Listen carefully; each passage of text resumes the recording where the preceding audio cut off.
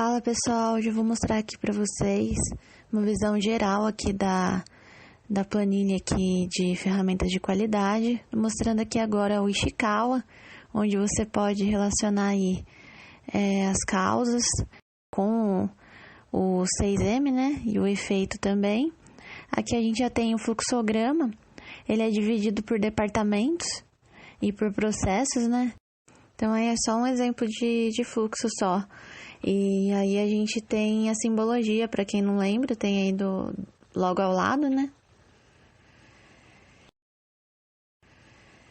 Em seguida, nós temos o diagrama de Pareto, onde tem um botão aí com uma macro onde você pode limpar os dados. Aqui eu vou só dar um exemplo, colocar várias causas para vocês poderem ver como que é feito o preenchimento.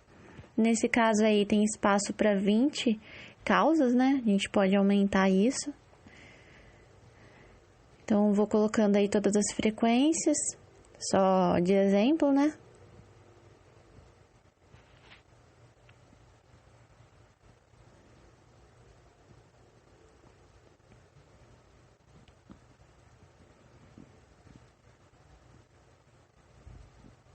E aí, em seguida, eu vou clicar no botão clique aqui para classificar o gráfico. Também poderia ir pelo atalho, que é o Ctrl+Shift+C. Então, a gente pode ver aí que ele já classificou, ordenou aí as barras, né? E já fez a linha de frequência acumulada. Em seguida, nós temos a carta de controle, logo ao lado, né? Que eu só vou dar um exemplo para vocês. Ali, veja que o gráfico está mudando, o gráfico das médias. E de amplitude, já muda tudo automático. Nesse caso aí foi levado em consideração que foi feito 3 medições por amostra e tem 25 amostras nesse caso.